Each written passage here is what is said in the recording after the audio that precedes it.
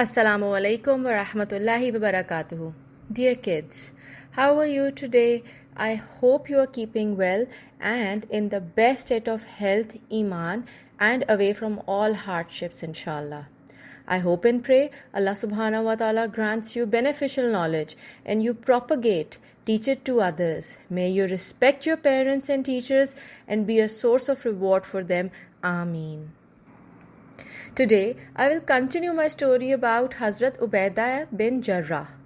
He was a companion of the Prophet Muhammad sallallahu alaihi wasallam, who was the image of dignity and grace.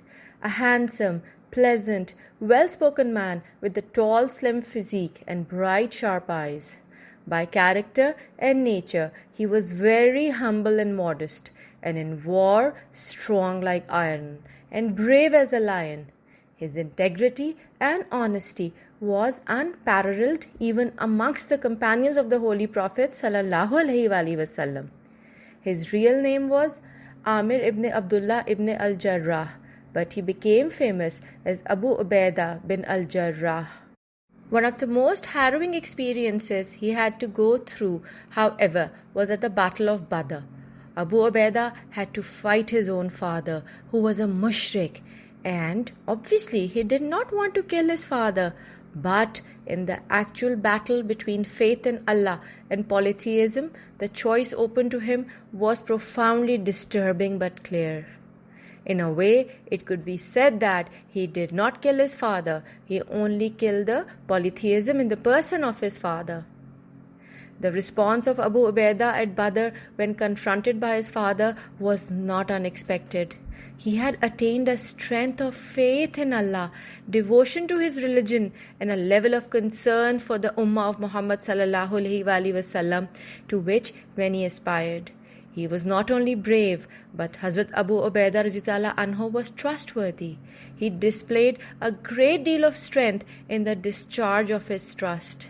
This strength was shown on several occasions.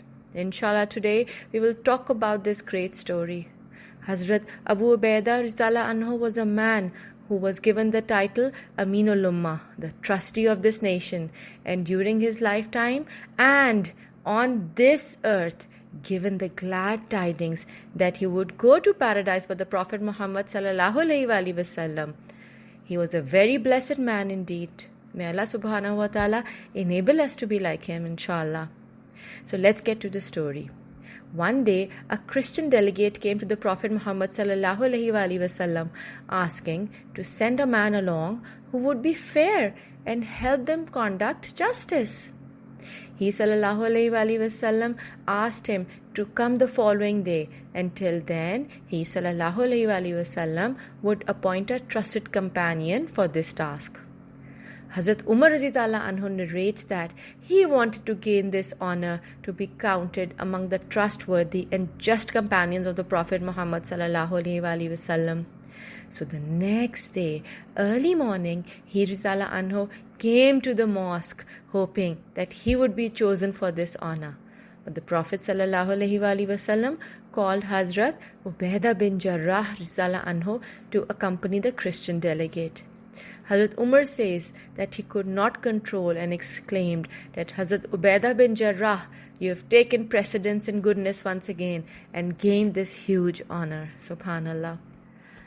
Once the Prophet sallallahu alaihi wasallam dispatched a group of his Sahaba to meet a Quraysh caravan. He appointed Abu Ubaidah as Amir or as the leader of the group and gave them a bag of dates and nothing else as provisions. Hazrat Abu Ubaidah gave to each man under his command only one date every day. The companions would each have a date and then drink water. Hazrat Ubaidah radhiyallahu anhu would too himself have one date and then drink some water, and this would suffice them for the whole day. Can you imagine, children? Just one date and nothing else. When they returned, the other companions asked them that, how did you manage on this trip? They said, we understood the value of that one date when the packet of dates finished. Subhanallah. Can you see how patient these people were? On the day of Uhud, when the Muslims were being routed, one of the mushrikeen started to shout, "Show me Muhammad! Show me Muhammad!" Sallallahu Alaihi Wasallam.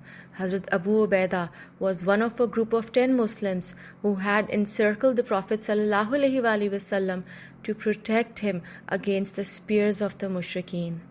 When the battle was over, it was found that one of the Prophet Sallallahu Alaihi Wasallam's molar teeth was broken.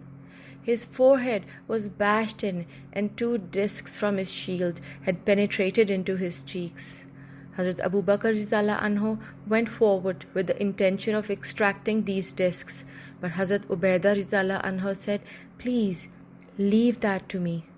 Hazrat Abu Ubaidah Rizallah Anhu was afraid that he would cause the Prophet Sallallahu Alaihi Wasallam pain if he took out the discs with his hand. So he bit hard into one of the discs. It was extracted, but one of his incisor teeth fell to the ground in the process. With his other incisor, he extracted the other disc, but lost that tooth also. Hazrat Abu Bakr Rizallah Anhu remarked, "Abu Ubaidah is the best of men at breaking incisor teeth." Hazrat Abu Ubaidah Rizallah Anhu continued to be fully involved in all the momentous events during the Prophet Sallallahu Alaihi Wasallam's lifetime. After the beloved Prophet Sallallahu Alaihi Wasallam had passed away, the companions gathered to choose a successor at the Saqifa or meeting place of Banu Sada. On this day, Umar bin al-Khattab Rizallah Anhu said to Abu Ubaidah Rizallah Anhu, "Stretch forth your hand and I will swear allegiance to you, for I heard the Prophet Sallallahu Alaihi Wasallam say, every ummah has an ameen or a custodian, and you are the ameen of this ummah." "I would not," declared Hazrat Abu Ubaidah Rizallah Anhu, "put myself forward in the presence of a man whom the Prophet Sallallahu Alaihi Wasallam commanded to lead us in prayer and who led us right until the Prophet's death." He then gave oath of allegiance to Hazrat Abu Bakr as-Siddiq Rizallah Anhu. He continued to be a close advisor to Hazrat Abu Bakr Rizallah Anhu and a strong supporter in the cause of trust and goodness. Then came the caliphate of Hazrat Umar, and Abu Ubaidah Rizallah Anhu also gave him his support and obedience. He did not disobey any one of the caliphs in any manner, but except one.